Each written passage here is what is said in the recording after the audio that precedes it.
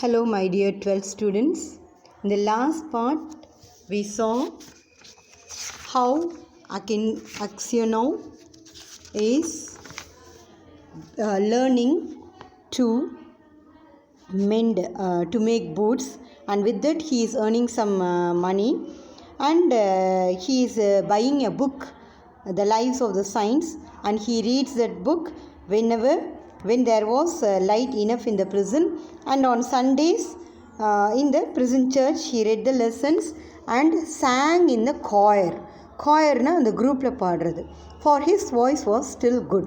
Basically we know he was very much interested in singing, so his voice was good still. He was maintaining a good voice.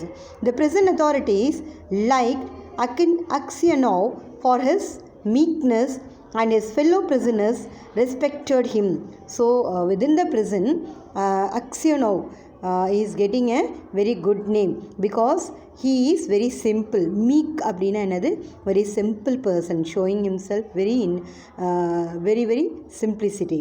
And his fellow prisoners means those who are with him respected him and called him as grandfather, the saint. அவருக்கு என்ன பேர் சொல்றாங்க? grandfather கூப்பிடுறாங்க. ஒரு சிலர் வந்து the saint அப்படின்னு சொல்லி கூப்பிடுறாங்க. When they wanted to petition the prison authorities about anything, they always made Aksionov their spokesman. So on behalf of the prisoners, his fellow mates, when any petition to be given to any prison authorities means the higher official, about anything, they promoted Aksionov as their representative. So he used to talk on behalf of them, and when there were quarrels among the prisoners, they came to him to put things right and to judge the matter. So he becomes a mediator between the prisoner and the authorities, between the official and also his fellow mates. If there is any quarrel, if there is any fight, if there is any bully between the prison fellows, this Aksionov is helping in making the situation a calm and harmony manner. So he is able to judge what has happened. No news reached Aksionov from his home, and he did not even know if his wife and children were still alive. So Aksionov என்ன பண்ணுறாரு, அவர் அந்த ப்ரிசன்லேயே வந்து வாழ்கிறதுனால அவருக்கு எந்த நியூஸும் கிடைக்கல. அவர் வீட்டில் என்ன நடக்குது, அவங்க குழந்தைங்க எல்லாம் உயிரோடு இருக்காங்களா இல்லையா, இது எதுவுமே அவங்களுக்கு தெரியல. One day, a fresh gang of convicts came to the prison in the evening. The old prisoners collected around the new ones and asked them what towns or villages they come from and what they were sentenced for. So one day, திடீர்னு ஒரு நாள் என்ன ஆகுது, ஒரு group of convicts means those who are doing wrong things. Convict அப்படின்னா குற்றம் சுமத்தப்பட்டவர்கள் அப்படின்னு அர்த்தம். those who do something wrong against the law, so they come to the group of people. Gang means a group of people who are all convicted, that means declared as wrong persons. Okay, so they are coming, and in the evening the old prisoners, that means those who are already living there as convicted, so they all surrounding this new ones, and they are asking them from what towns or villages they are coming from, and why they are what is the conviction they have done, what is the wrong thing they have done, what is the problem, what is the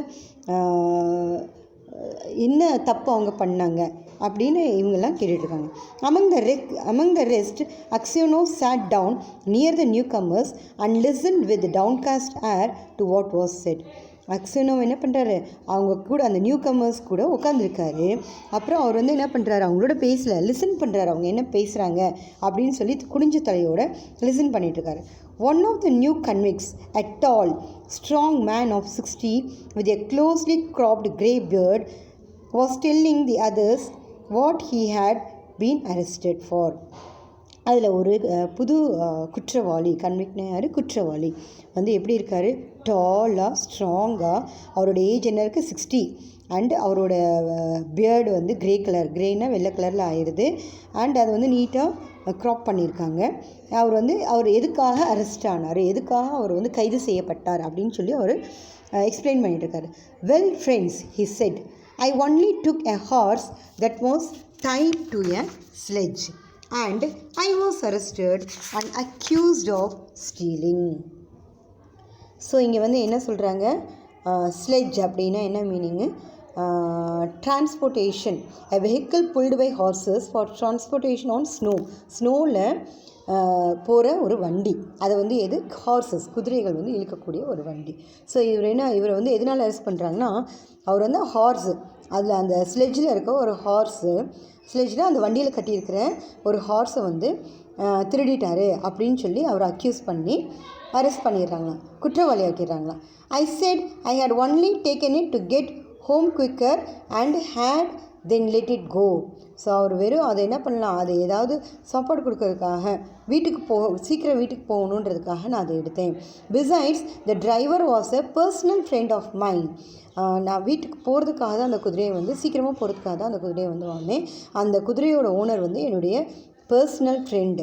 so I said it's all right. No said they, you stole it. எல்லாமே கரெக்டாக தான் இருந்தது, ஆனால் அவங்க அதை accept பண்ணிக்கல, நீ திருடுன அப்படின்னு தான் சொல்கிறாங்க. But how or where I stole it they could not say. எதுக்காக வந்து எப்படி நான் திருடினேன் அப்படி அதுக்கெலாம் வந்து அவங்க எந்த பதிலும் சொல்ல. பட் நான் தான் திருடினேன் அப்படின்னு என் மேலே வந்து பழி சுமத்திட்டாங்க. I once really did something wrong and ought by rights to have come here long ago. நான் வந்து ஆக்சுவலாக நிஜமாக ஒரு தப்பு பண்ணேன், அப்போல்லாம் மாட்டிக்கல, ரொம்ப வருஷம் முன்னாடி ஒரு தப்பு பண்ணேன், அப்போல்லாம் என்னை வந்து நான் வந்து மாட்டிக்கல. But that time I was found out, I was not found out. அந்த டைமில் நான் சிக்கல. Now I have been sent here for nothing at all. இப்போ நான் எந்த தப்பும் பண்ணல, ஆனால் வந்திருக்கேன் அப்படின்னு சொன்னேன். But it's lies I am telling you. I have been to Siberia before but I did not stay long.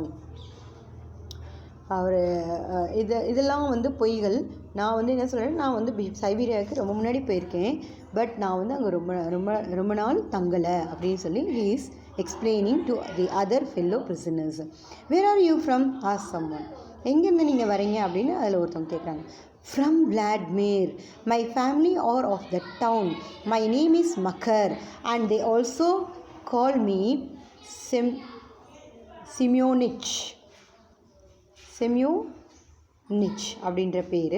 So இவர் வந்து எந்த ஊர்லேருந்து வராரு, விளாட்மிரில் யார் முதல்ல இருந்தாங்க, நம்ம அக்சியோனோ இருந்திருக்காரு. ஸோ இவர் வந்து அதே டவுன்லேருந்து தான் வந்திருக்கேன்னு சொல்கிறாரு. அவர் பேர் வந்து என்னன்னு சொல்கிறாரு, மக்கர்.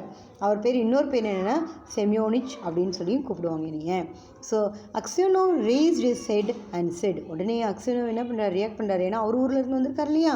ஸோ அதனால் கேட்குறாரு, tell me Semyonich, do you know anything of the merchants Aksionov of Vladimir, are they still alive? So அவர் வந்து என்ன சொல்கிறாரு, உனக்கு அக்சியோனோ, விளாட்மிரில் இருக்க அக்சியோனோன்ற வியாபாரியை தெரியுமா, அவங்களாம் இன்னும் உயிரோடு தான் இருக்காங்களா, அந்த குடும்பத்தில் இருக்கவங்க அப்படின்னு சொல்லி அவரை கேட்குறாரு. Know them? Of course I do. The Axionos are rich, though their father is in Siberia, a sinner like ourselves, it seems. As for you, granddad, how did you come here? Know them. அதான் என்ன சொல்ல, எனக்கு நல்லாவே தெரியுமே, அவங்களும் ரொம்ப பணக்காரவங்களாக இருக்காங்க, அவங்க அப்பா வந்து ஏதோ நம்மள மாதிரி ஏதோ தப்பு பண்ணிவிட்டு சைபீரியாவில் இருக்காராமா, நீங்கள் எங்கேருந்து வந்திருக்கீங்க கிராண்டட் அப்படின்னு சொல்லி கேட்குறாரு. Aksionov did not like to speak of his misfortune. அவர் தன்னுடைய துரதிருஷ்டத்தை வந்து, மிஸ்ஃபார்ச்சூன் துரதிருஷ்டத்தை வந்து அவர் பேச விரும்பலை. He only sighed and said, for my sins I have been in prison these 26 years. என்னுடைய பாவங்களுக்காக நான் இந்த சிறையில் இருக்கிறேன் 26 வருடங்களாக அப்படின்னு சொல்லி அவர் அக்சியோனோ சொல்கிறாரு. What sins asked Makar Semyonich. என்ன பாவங்கள் பண்ணீங்க அப்படின்னு சொல்லி கேட்குறாரு Makar. But Aksionov only said, well I must have deserved it. He would have said no more, but his companions told. எனக்கு இதெல்லாம் தேவைதான் அப்படின்னு சொல்லி அவர் வந்து சொல்கிறாரு. பட் அவர் எதுவுமே ரிவீல் பண்ணல. ஒன்லி அவர் கூட இருக்கிற அந்த மற்ற பிரிசனர்ஸ் இருக்காங்க இல்லையா, அவங்க வந்து தே ஆர் explaining.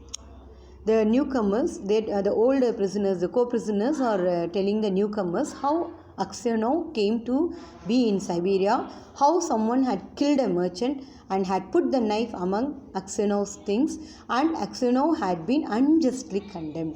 ஸோ மற்றவங்க என்ன சொல்கிறாங்க, எப்படி இவர் வந்து சைபீரியாவுக்கு வந்தார், அவர் வந்து ஒரு வியாபாரியை அவர் கொல்லவே இல்லை, ஆனால் அவருடைய திங்ஸில் அந்த கத்தியை போட்டதுனால அவர் தப்பு செய்யாமையே தேவையில்லாமல் அவர் வந்து மாட்டிக்கிட்டாரு, அது நியாயமே இல்லாமல் அவர் வந்து மாட்டிக்கிட்டாரு அப்படின்னு சொல்லி அவரோட prisoners வந்து சொல்கிறாங்க.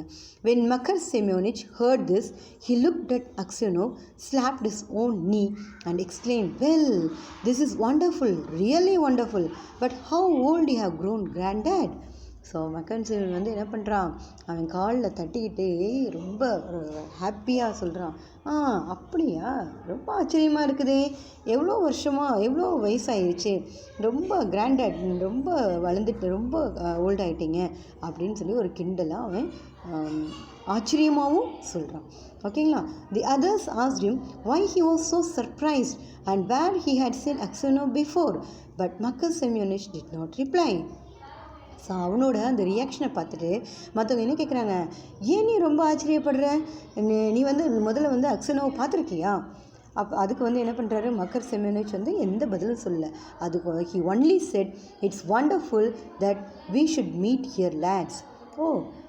ரொம்ப வந்து உங்களை எல்லாத்தையும் பார்த்ததில் ரொம்ப சந்தோஷமாக இருக்குது. லேட்ஸ் அப்படின்னா பாய்ஸ் அப்படின்னு அர்த்தம். ஓகேங்களா. So he is telling that. These words made Aksionov wonder whether this man knew who had killed the merchant. So he said, "Perhaps, Semyonich, you have heard of that affair, or maybe you have seen me before." அவர் என்ன சொல்கிறாரு, Aksionov வந்து மறுபடியும் இவரை பார்த்துக்க சொல்கிறாரு, மக்கரை பார்த்து சொல்கிறாரு, Semyonich, நீ வந்து கண்டிப்பாக இந்த விஷயம் உனக்கு தெரிஞ்சிருக்கும், நீ கண்டிப்பாக மேபி பார்த்துருக்கலாம் என்னைய முன்னாடியே அப்படின்னு சொல்லி Aksionov வந்து மக்கர் பார்த்து சொல்கிறாரு. How could I help hearing? The world's full of rumors, but it's a long time ago and I have forgotten what I heard. அவர் என்ன சொல்கிறாரு, எப்படி வந்து கேட்காம இருந்திருப்பேன், இந்த உலகம் வந்து ஃபுல்லாக ஒரு சின்ன விஷயம்னாலும் அதை ரொம்ப பரப்புறதில்ல, பொய்யான விஷயங்களை பரப்புறதில்ல ரொம்ப அதிகம், ஃபால்ஸ் ஸ்டோரிஸ், ரியூமர்ஸ்னு இது false stories, but it long time ago, இது வந்து ரொம்ப பழைய கதை, நான் மறந்து கூட போயிட்டேன் அவங்க என்ன சொன்னாங்க அப்படிங்கிறத அப்படின்னு சொல்லி மக்கர் சொல்கிறார். Perhaps you heard who killed the merchant, asked Aksionov. அப்போ மேபி நீ வந்து அந்த வியாபாரியை யார் கொன்னாங்கன்னு கூட கேள்விப்பட்டிருப்பியே அப்படின்னு கேட்குறாரு. மக்கர் செமியோனிச் laughed and replied. அதுக்கு மக்கர் செமியோனிச் என்ன பண்ணுறான், சிரிச்சுக்கிட்டே பதில் சொல்கிறான். It must have been him in whose bag the knife was found. If someone else hid the knife there, he is not a thief till he is caught. As the saying is, how could anyone put a knife into your bag while it was under your head? You would surely have been woke up. It would surely have woke you up. இவன் என்ன சொல்கிறான், சிரிச்சுக்கிட்டே பதில் சொல்கிறான். யார் பேக்கில் வந்து knife இருந்ததோ அவங்க தான் கல்பிரிட்டாக இருந்திருப்பாங்க. சப்போஸ் அந்த நைஃபை வந்து உன் பேக்கில் வச்சுருக்காங்க அப்படின்னா நீ வந்து உன் தலைமேட்டில் தானே அந்த பேக்கை வச்ச, இப்படி வந்து அந்த கத்தியை கொண்டாந்து உள்ளே வச்சாங்கன்னா நீ வந்து எந்திரிச்சிருப்பேல்ல, உன்னை வந்து அவங்க வைக்கிறப்ப உன்னை எழுப்பிவிட்ருக்கோம்ல அப்படின்னு சொல்லி சொல்கிறான். அவன் ஒரு மாதிரி நக்கல்லாம் சொல்கிறான். When Aksionov heard these words, he felt sure this man was the man who had killed the merchant. அவரோட எக்ஸ்பீரியன்ஸில் இவனோட வார்த்தைகளை கேட்ட உடனே அவருக்கு என்ன மனசில் தோணுச்சு, கண்டிப்பாக இந்த மக்கர் தான் அந்த வியாபாரியை கொண்டிருப்பான். He rose and went away. All that right, Aksionov lay awake. He rose and went away. எந்திரிச்சு அவர் வந்து போயிடுறாரு. All that night, Aksionov lay awake. அந்த நைட்டு பூரா என்ன பண்ணுறாரு, Aksionov வந்து தூங்கலை, முழிச்சுக்கிட்டே இருக்கார். ஏன்னா ஒரு மனசு வந்து ரொம்ப டிஸ்டர்ப் ஆயிடுச்சு. He felt terribly unhappy and all sorts of images rose in his mind. அவர் சடனாக என்ன ஆயிடுறாரு, he feels very unhappy and all sorts of images கண்ட இமேஜ்லாம் அவரோட மைண்டில் போகுது. There was the image of his wife as she was when he parted from her to go to the fair. அவருக்கு உடனே அவர் வந்து அந்த எக்ஸிபிஷனுக்கு போகிறதுக்கு முன்னாடி அவர் ஒய்ஃப் வந்து நீ போகாத, நான் வந்து கெட்ட கனவு கண்டேன் அப்படின்னு அந்த சொல்கிற இமேஜ் வந்து அவருக்கு முன்னாடி வருது. He saw her as if she were present. அவருக்கு வந்து என்னது, அவர் முன்னாடி வந்து அவங்க இங்கே இருக்கிறாங்க அப்படின்னு தோணுது. Her face and her eyes rose before him. அவங்க முகமும் அவங்களுடைய கண்களும் அவர் முன்னாடி வந்து நிற்கிது. He heard her speak and laugh. அவங்க வந்து அந்த பேசி சிரிக்கிற மாதிரி அவருக்கு வந்து முன்னாடி தெரியுது. Then he saw his children quite little, as they were at that time, one with a little cloak on, another at his mother's breast.